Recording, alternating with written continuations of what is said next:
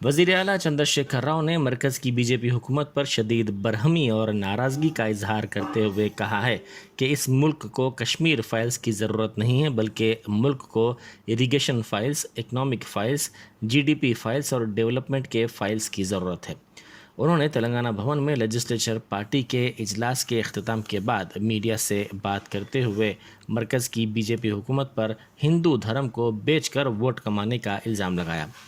उन्होंने कहा कि मोदी हुकूमत ने गुज़िश्ता 8 साल से मुल्क की गुर्बत के खात्मे, जीडीपी में इजाफे, मईशत को मुस्तहकम करने, रोज़गार फराहम करने या कोई नई सनतें या प्रोजेक्ट्स के लिए काम नहीं किया है।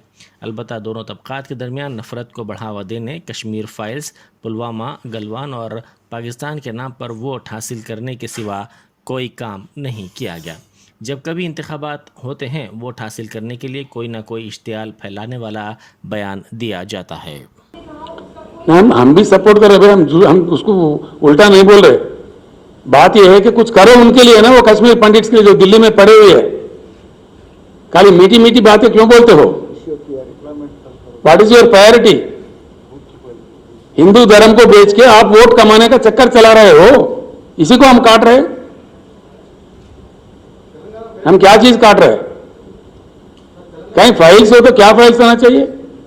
ट्राइबल के फाइल्स के बारे में सोचो, इरिगेशन फाइल्स के बारे में सोचो, इकोनॉमिक फाइल्स के बारे में सोचो, जीडीपी के फाइल्स के बारे में सोचो, देश के आर्थिक उन्नति के लिए सोचो। वो फाइल्स के लिए नहीं है। खाली धर्म के नाम पे राजनीति चलना ये कहां तक सही है?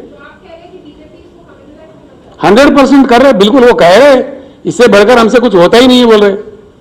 इसमें शर्माने क्या बात है, छुपाने क्या बात है? वो तो खुलेआम कह रहे। हमारे पास यही कश्मीर फाइल्स होता, पुलवामा होता, पाकिस्तान होता, हम किसी को राक्षस बताते, इसके नाम पे तुम वोट दो, यही तो कह रहे हैं ना वो लोग सुबह शाम। जो देश के हित में अच्छा नहीं है, इसमें क्या गलती है?